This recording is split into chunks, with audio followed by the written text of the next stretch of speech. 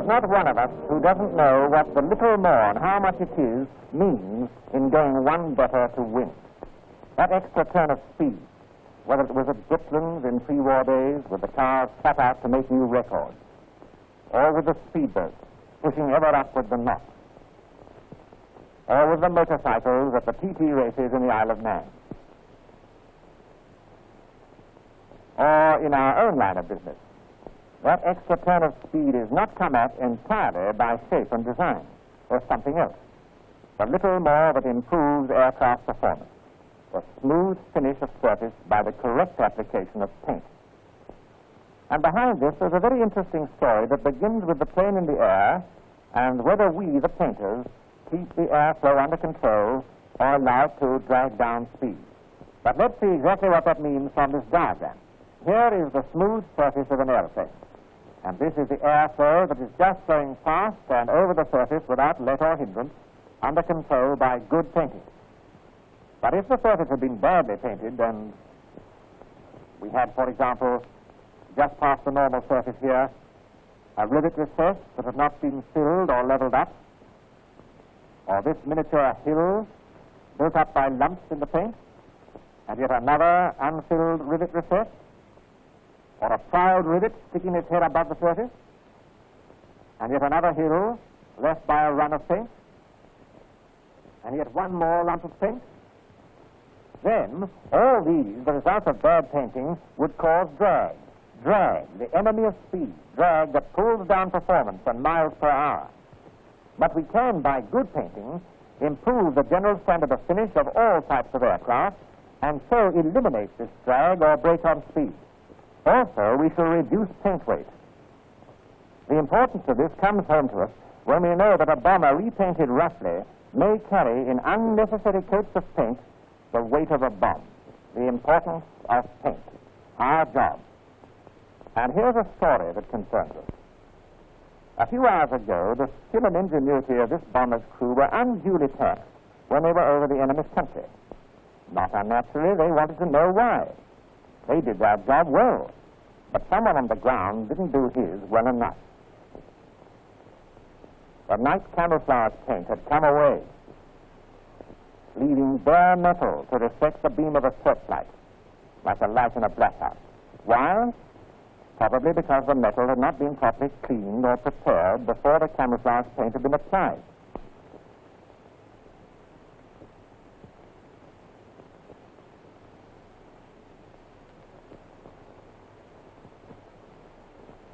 No wonder that the enemy's searchlights found and held the plane so easily. It's not a pleasant thought that this bomber and his crew were made an easy target by bad painting.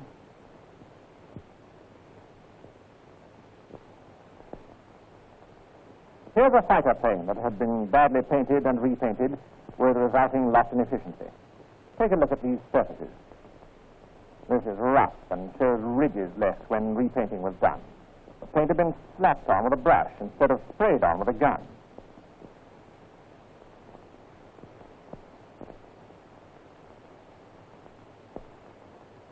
And here are heavy paint sags and runs, though in this case the paint had been sprayed on. But the spray gun had been wrongly used. Later on we'll come to the right way and the wrong way of using a spray gun. As the application of paint means so much, we'll have a look through the microscope at a specimen of a badly painted surface. This is a cross-section of a flake of paint magnified many thousand times. It's been taken from a machine in service. First, here is the metal surface. And this black line is a film of oil, which would not have been there if the metal surface had been cleaned properly. This is the primer, which should be adhering to the metal surface, and isn't, because of the film of oil that lies in its way. And this is the first camouflage color, a day camouflage. And now the black line again, another layer of oil left by someone who didn't clean the surface when the aircraft was resprayed. This is the second camouflage color, a night camouflage. And yet another film of unwanted oil. Add more paint, another camouflage color. And yet another film of unwanted oil. And more camouflage paint. All these are hopelessly wrong. Paint put on paint adds weight, and it slows up the paint. These layers of unwanted oil are dangerous. They stop the primer sticking to the surface, and it blows off. Even a revved-up engine on the ground can tear off badly adhering paint.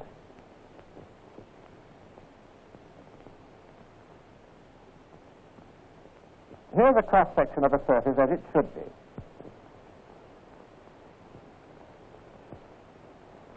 Clean metal.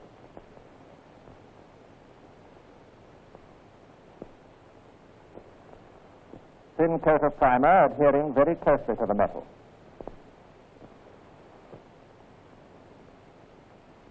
One camouflage coat.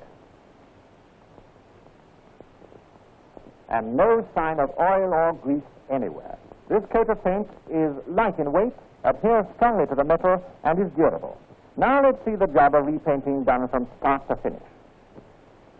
First, we must remove the old coat of paint from the surface. It's done with a paint remover. Plaster it on.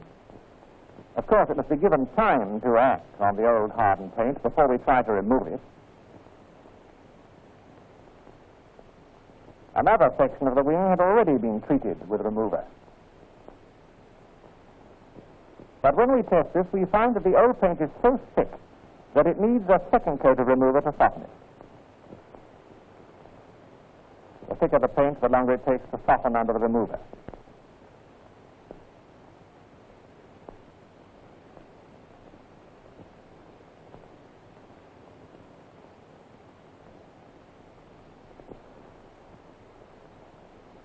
But this section is thoroughly softened, and the paint comes away just as you'd like it to. The job is partially clean, but odd bits and pieces of softened paint and remover linger behind. These must be got rid of, otherwise the coat of paint we're going to put on would not adhere. We tackle the surface with a degreasing liquid, as you see, and then thoroughly scrub the surface. Paint will not hold on a dirty surface.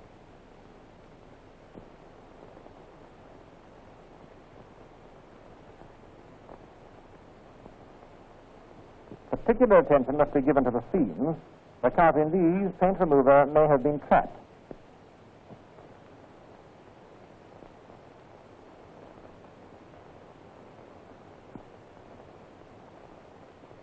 But the scrubbing wasn't quite enough. We have to go one better to make sure that the surface is spotless. So with a clean rag, we give it a necessary once-over.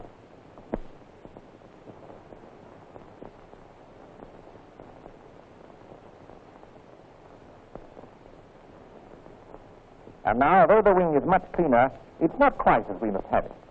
Before any paint is applied, the surface should have a chemical pre-treatment. For this, we use deoxidine 202. It not only removes even the minutest traces of greasy matter, but it also slightly etches the metal surface.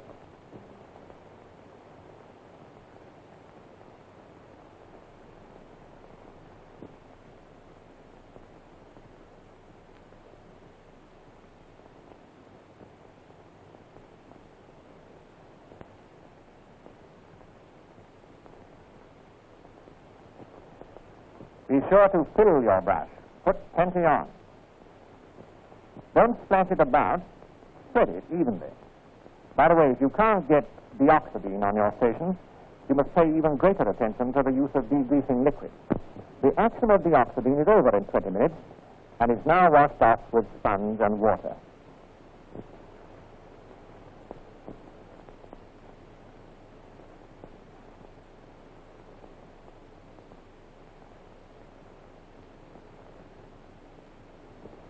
Followed up with a wrung-out chamois leather with which our surface is dried. But there are seams where water can lodge, and these are dried out thoroughly with the compressed air jet. The bomber you saw wouldn't have lost its paint if the processes you've just watched had been gone through. Now that the surface is dry and ready, the first coat to be applied is the primer. It gives grip to the coats of paint that follow. also does a bit more than this, for it contains ingredients that retard corrosion on aluminium and other light metals. The primer is applied by spraying, and pressure equipment is used. But first, the primer has to be decanted into the pressure pot. Hello, what's this? Hold up. It is. Someone had left the equipment dirty after using it last night. This old paint is now going to take 4 times as long to clean away as it should have done yesterday. The equipment should have been cleaned up when the last job was finished. And this is how it's done. First, get rid of last night's paint, and particularly in the fluid line from pressure pot to spray gun. You clear this by putting... It's obvious enough that when the trigger of the gun is pulled, the spray comes out. But by blocking the jet with your hand, you force the air back through the fluid line, thus giving it a rough spring clean. But not quite clean enough.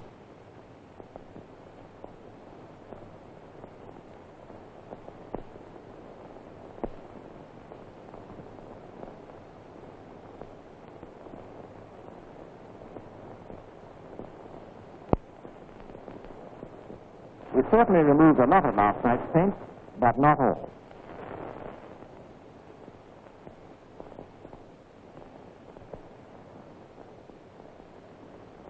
It's only when we use a solvent cleaner, which dissolves the remaining paint, that we give, so to speak, the close shave and the clean face to the pot. And inside the line and in the spray jet. And then, again, we put the pressure back into our old friend's reverse action. It's all nice, clean and tidy and easy to do when done at the right time.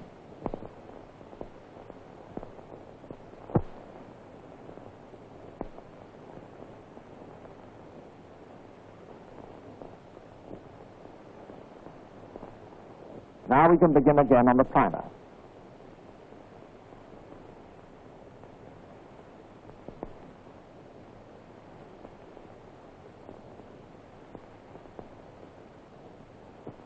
All paint must be thoroughly stirred before use, so that the whole of the pigment content is well mixed into the liquid. Sometimes the pigment becomes hard because it may have stood in the store for some time.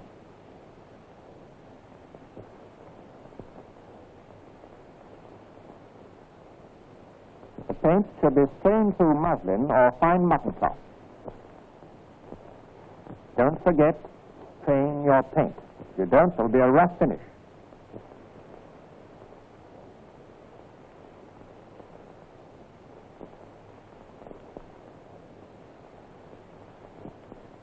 Now we must add the right quantity of thinner and stir it up thoroughly.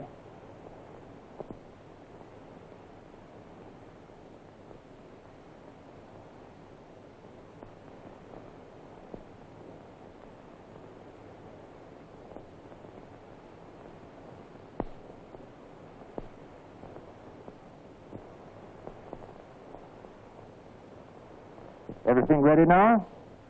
Not quite. First, it's essential for us to see that our pressures are right, beginning with the compressor itself. Yes, the spraying pressure is far too low. When it's below 40 pounds pressure, it's of little value to us. On the other hand, when it's too high, over 80 pounds, then spray dust and blowback become troublesome. Between 60 and 80 pounds is the best average, so we set it at 75. Remember that figure, 75 at the compressor.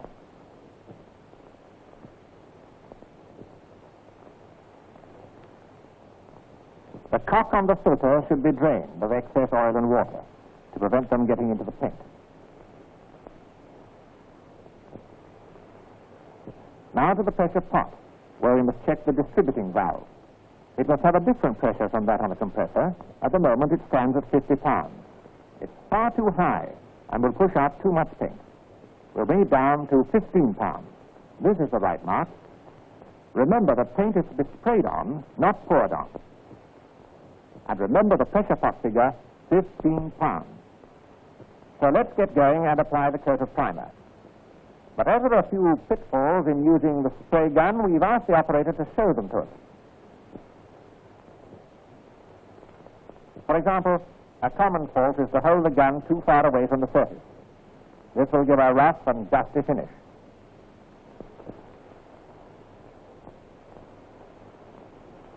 Show us the right way, please. Thank you. The gun must be held 9 to 12 inches from the surface.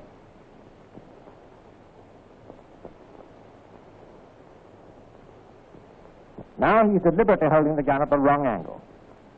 Show us the right way, please. Thank you. The spray is now at right angles to the surface. Now another pitfall, putting the spray strokes too far apart instead of overlapping them. Thank you, operator. Now the right way, please. Always overlap each stroke of the spray to keep the spray dust edge wet. Hello, what's this? Oh, yes, he's showing us that the gun can be used too jerkily. Thank you, operator. Now as it should be. What's the constant speed of movement and the smooth action? We must always spray primer in a medium thickness of coat, just sufficiently to hide the metal completely. See how the paint strikes the surface evenly and smoothly. But we'll go over that again. So here we are. That jerkiness. And now as it should be. Constant speed and smooth action. The gun is too far away. Bring it down to 9 to 12 inches from the surface. The gun is being held at the wrong angle. Now it's at right angles to the surface. The spray strokes are too far apart. We must always overlap to keep the spray dust edge wet.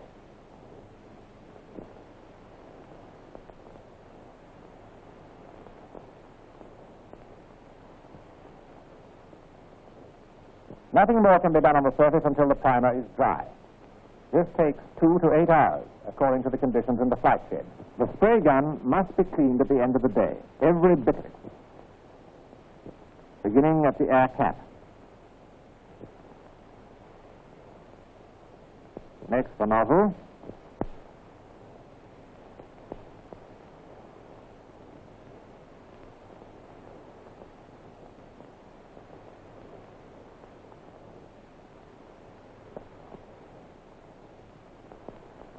And the needle itself. Now the whole lot is washed in solvent to remove all traces of old paint. Spray gun is reassembled, and we have the whole of our equipment in a clean and good condition to do a good craftsman's job after our own heart.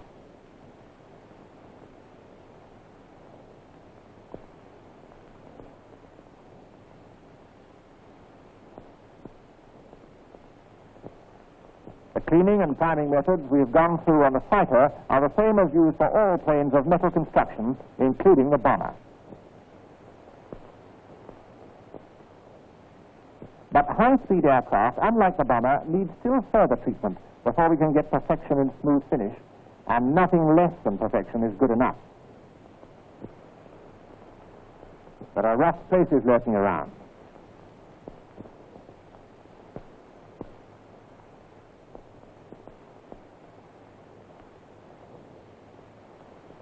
And rivet recesses. And bad joints. They have to be smoothed out or filled in. The job is done in 2 stages. In the first stage, solid putty or stopper is used. It's applied with a steady pressure to fill up the rivet holes. The second stage, that of a liquid filler, we'll come to later. Coming back to the stopper. The one which is in use is a quick-drying oil stopper, which is now a standard issue. The places to be filled vary in depth. If they're shallow, then a single application of putty usually does the job. But if they're deep, then the putty must be inserted in layers.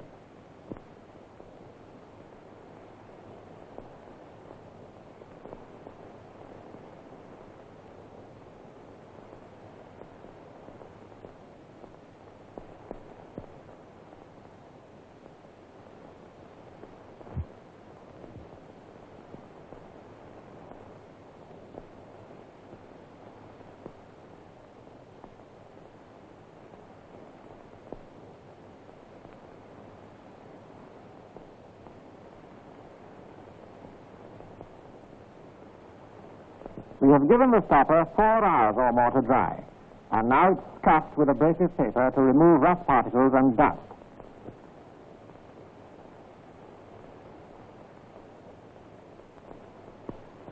must be careful not to rub through the primer coat. That's very easy to do. Now for the second stage, the liquid filler. We spray the whole of the leading edge to obtain a thoroughly level surface.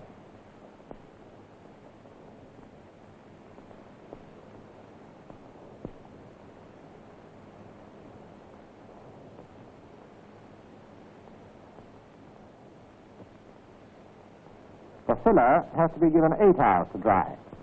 Then it's sprayed with a coat of thin, dark camouflage paint called the guide coat, because it's a guide to us at the next stage when the filler is rubbed down. The process of rubbing down the filler is to remove it from the high places where it's not wanted and to leave it in the valleys where it is wanted, an essential leveling up of the surface.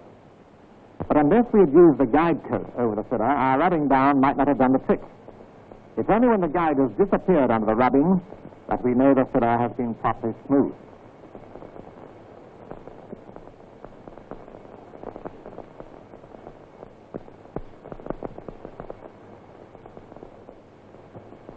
But now that the rubbing has been well and truly done, the surface must have a good wash.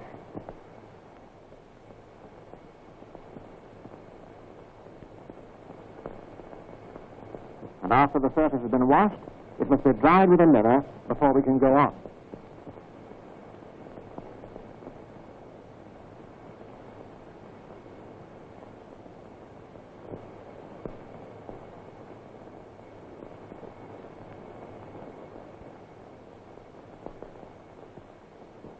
Hello, what's this? The rubbing down has exposed the metal where the high places were. These bare patches will have to be touched up with primer.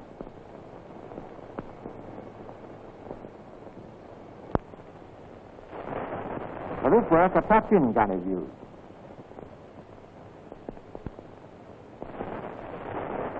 The primer must be given time to dry again. While this is being done, and before we come to the application of the camouflage color, we'll go over in detail the processes of stopping, filling, applying the guide coat, and rubbing down the leading edge. First, this greatly enlarged section of the primed metal surface showing rivet recesses.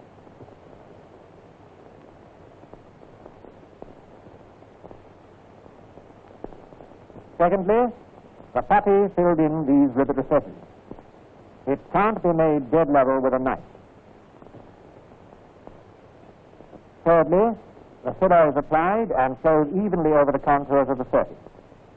Fourthly, the dark guide coat is sprayed on, but only sufficiently heavily to stain the surface. We know that rubbing down removes the filler from all the high places and levels up the surface. The rubbing down finished, we have a dead level surface in which filler and putty are included, and the bare metal where it appears occasionally. These bare metal spots were, as we saw, patched in with a thin coat of primer. The process of stopping and filling leading edges apply only to high-speed aircraft. But in the painting of day camouflage colors that now follows on after the primer coat, the methods used are common to all types of machines, including the bomber. To begin with, we apply the first camouflage color within a pattern that's been outlined in chalk.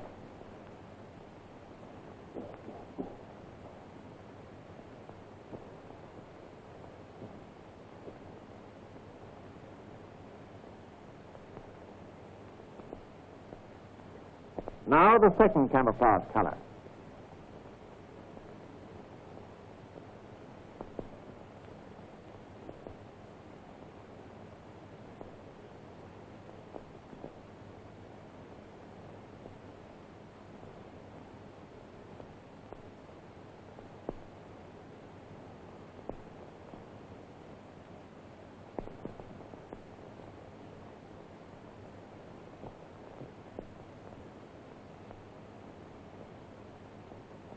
After the camouflage colors are on, we add the identification mark. The red roundel is applied first.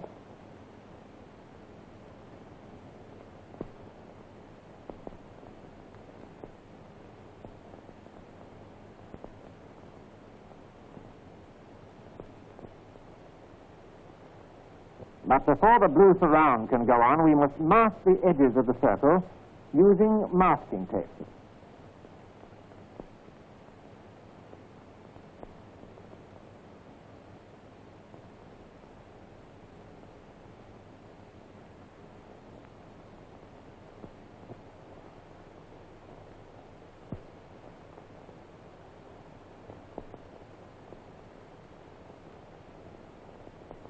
We now fill in the circle with paper to prevent the blue overspray from staining the red-colored roundel.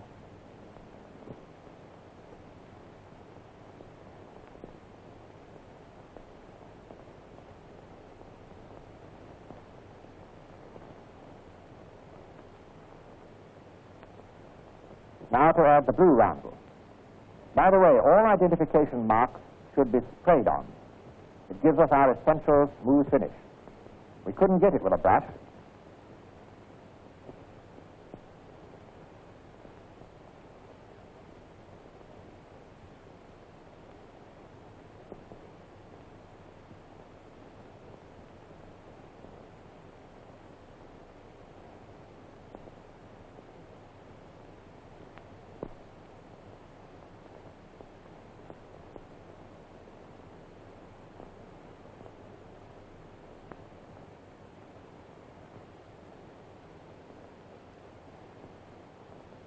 If we'd been working on a bomber, our painting job would have been done, but not with a fighter.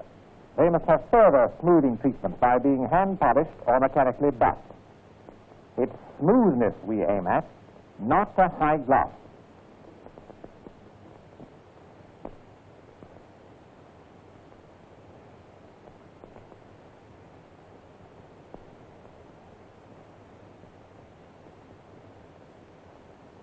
The finished Spitfire, looking like a lady in her sleek new coat.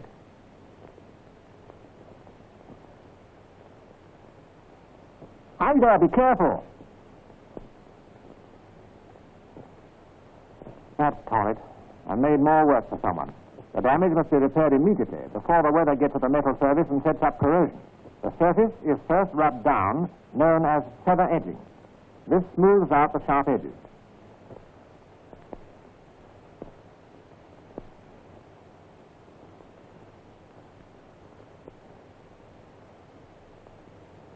The bare metal is now primed. Note that a round spray is used so that the spray dust will not settle on the painted area surrounding the damaged part. Once the primer is dry, the camouflage color is reapplied and also left to dry. Remember, if the damage had been on the leading edge, we should have needed to stop and fill the surface again. All the care that has been taken in painting calls for equal care in the maintenance of finish. For when oil and dust attach themselves to the surface, then our old enemy drag is with us again. Whatever happens, keep the surface smooth.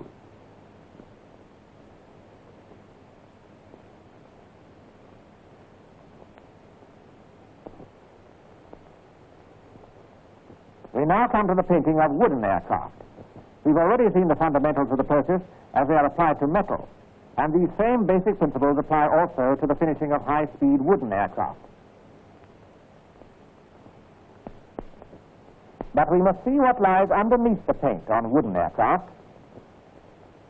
And here's a section and its build-up. It begins with plywood covered with red dope.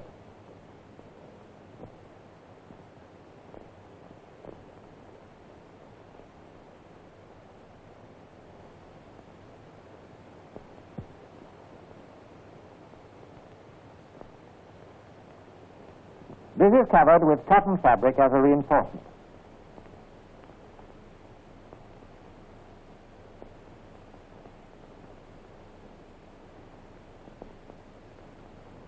The cotton fabric is applied to the wood with the same red dope.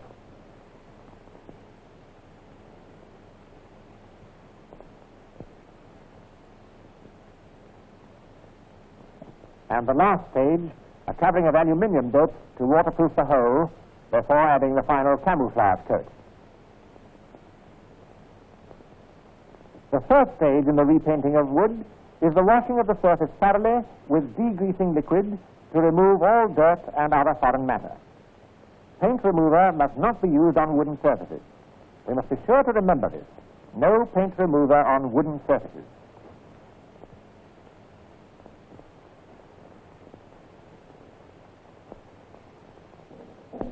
The next stage is a light rubbing down or scattering operation. But this must not be done heavily, otherwise the cotton fabric would be exposed. Gently, brother, gently.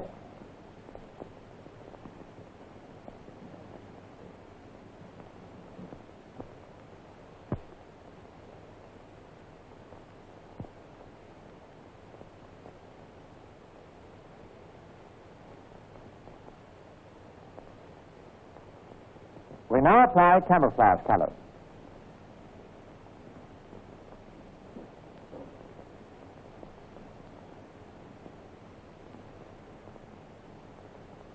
Now the roundels as on metal aircraft.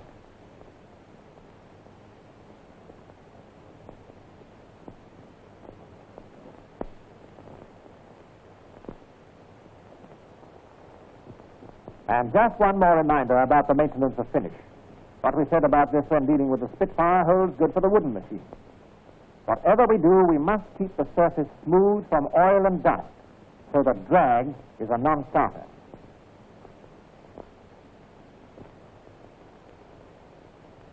Here are some special tips.